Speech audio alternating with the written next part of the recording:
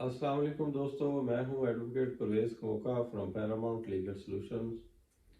आज मैं आपको बताऊंगा एक ऐसा केस जिसमें एग्रीमेंट टू सेल की बेस पे एक स्पेसिफिक परफॉर्मेंस का सूट दायर किया गया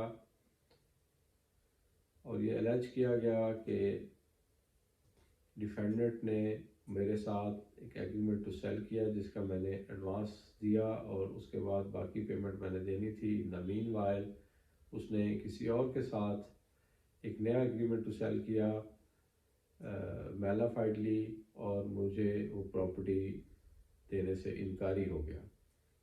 इस पर ट्रायल कोर्ट में केस फाइल हुआ, एविडेंस रिकॉर्ड हुई और ट्रायल कोर्ट ने प्लेंटिफ के हक में फैसला दिया। Defendants being aggrieved file an appeal before the appellate court और एपलेट कोर्ट ने ट्रायल कोर्ट की जजमेंट को सेट असाइड फरमाया और केस डिफेंडेंट्स के हक में डिक्री किया,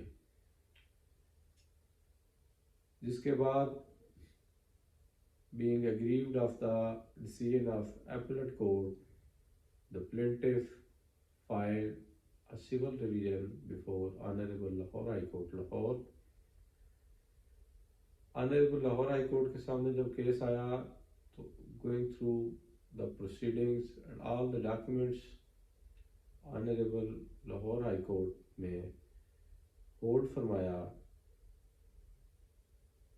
कि जो ट्रायल कोर्ट का फैसला था उसमें एविडेंस को प्रॉपरली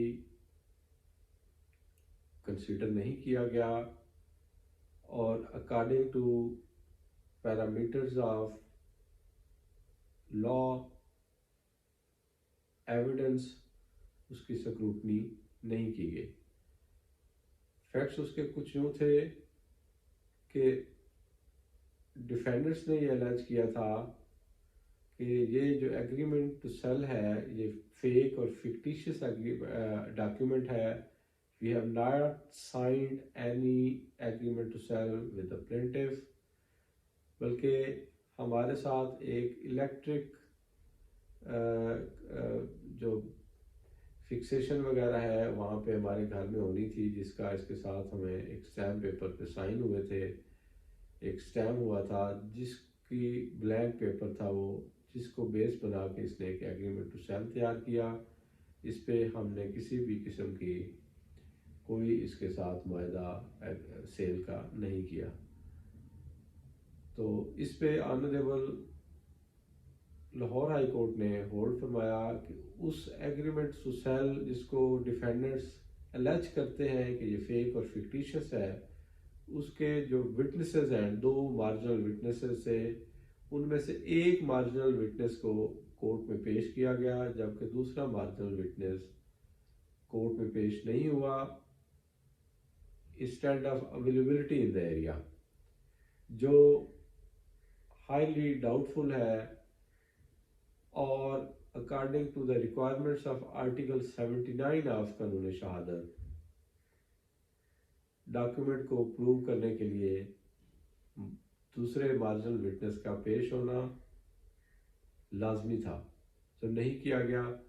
और जो एक मार्जिनल विटनेस पेश हुआ वो प्लेंटिफ का सगा भाई है, जिससे ये एक शक पैदा होता है कि उन्होंने आपस में बाहमी मेल मिलाप से ये एग्रीमेंट टू सेल बनाया है।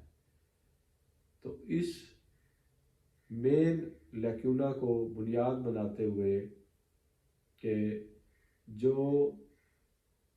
आर्टिकल 79 ऑफ कानून शहादत ऑर्डर रिक्वायरमेंट्स हैं वो पूरी नहीं की गई, जिससे ये चीज़ साबित होती है कि ये एक फिक्टिशियस और फेक एग्रीमेंट टू सेल तैयार हुआ। लिहाजा वो रिवीजन पिटिशन डिसमिस फरमाई और केस डिफेंडेंट्स जो थे, जो प्रॉपर्टी के मालिक थे, उनके हक में डिक्री फरमा दिया।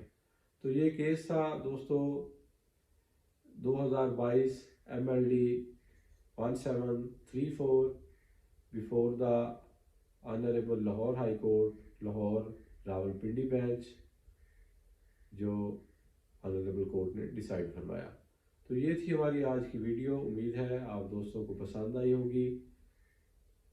اپنا خیال رکھیں، دعاؤں میں یاد رکھیں، خوش رہیں، ملتے ہیں انشاءاللہ نیکسٹ ویڈیو میں۔ والسلام۔